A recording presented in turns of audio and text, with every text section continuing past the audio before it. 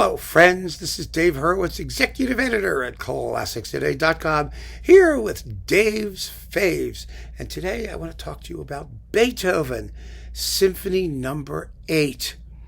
We're working our way through the Dave's Faves Beethoven symphonies, and I have to warn you in advance, some of them will be duplicated. They'll be duplicated because either one of them that's a fave is not available, or because you just have more than one.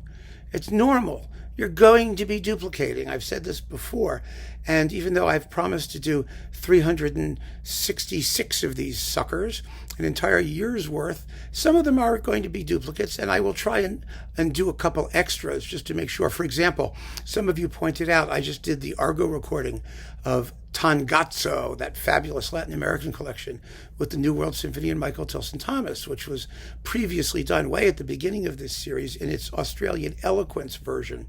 And I did it twice, and I did it twice knowingly because, first of all, I don't believe anybody is watching all of these, even though some of you do, and I'm it makes me want to cry. I'm so grateful.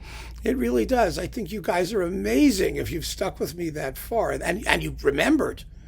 I mean, whoa! I mean, I'm just unbelievable, because that's the other reason I did this, because I really think that when these things appear on two different labels and they're still available on both of those labels, and one of them's going to disappear and the other one isn't, you never know where people are going to find things. And one thing I have said, and I really do believe this, is that repetition really matters. If you're going to make the case for music, especially unfamiliar music, you gotta keep it in front of people. You can't just have one sample of it or one thing and say it, okay, that's it, and forget about it. So I know I do occasionally repeat myself, and you're going to catch me on it. So I'm just letting you know in advance. Now, where were we? Oh yeah, Beethoven, Symphony number 8. Oh, this is so much fun. When I did the Beethoven Symphony number 8 big talk, I listened to like a million Symphony number 8s.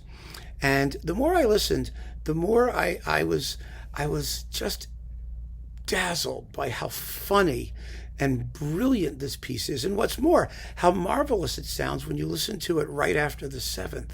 Because the 7th is all open sonorities. It's almost like Aaron Copland with the high horns ringing and these widely spaced chords, that orchestral opulence. And the 8th is just the opposite. The 8th, everything is compact. It's a short symphony. The movements are short. The orchestral sonority is compressed. The orchestra doesn't sound smaller necessarily, but it sounds tighter. It has it's like a coiled spring all the time. But like the 7th, it has no real slow movement. And, it does have the most exciting climax in all of Beethoven, which is the development section leading into the recapitulation of the first movement. And it's not only the most exciting climax in all of Beethoven, the most exciting return to the tonic key, the home key in all of Beethoven, it's also one of the hardest to conduct, because the melody and the accompaniment, it's not where you think it's supposed to be. The melody, when it comes in, is in the bass, and half the time it gets drowned out by all the hysteria going on below.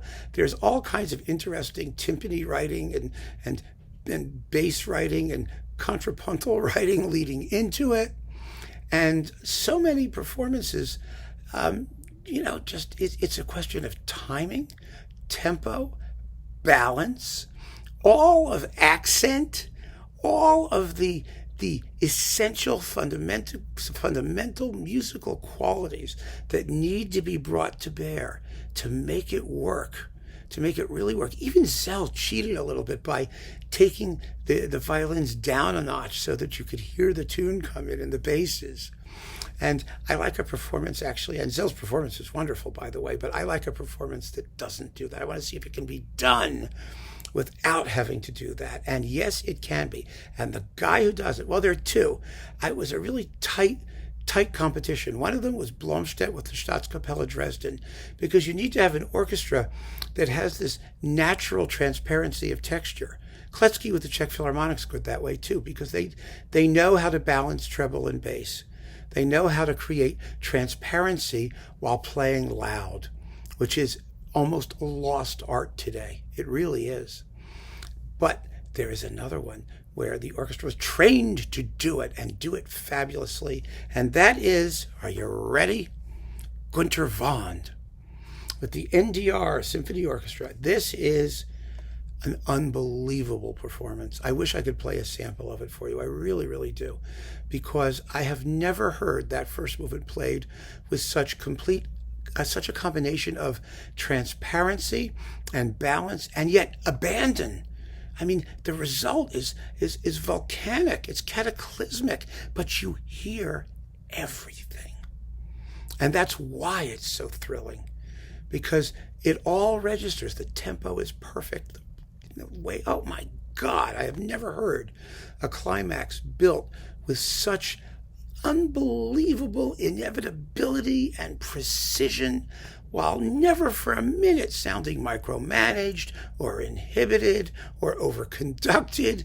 It's just a clinic in what great conducting is. And the whole rest of the symphony is just as good.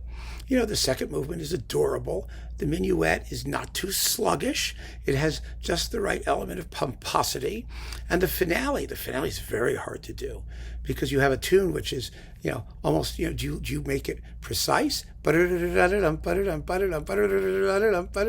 you let those notes be heard?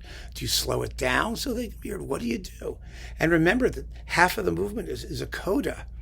It's the wrap-up, and very funny wrap-up, too. It's got so many little tricks that can only be solved through really superior musicianship, by taking the music as seriously as it demands in order to make it funny. That's hard.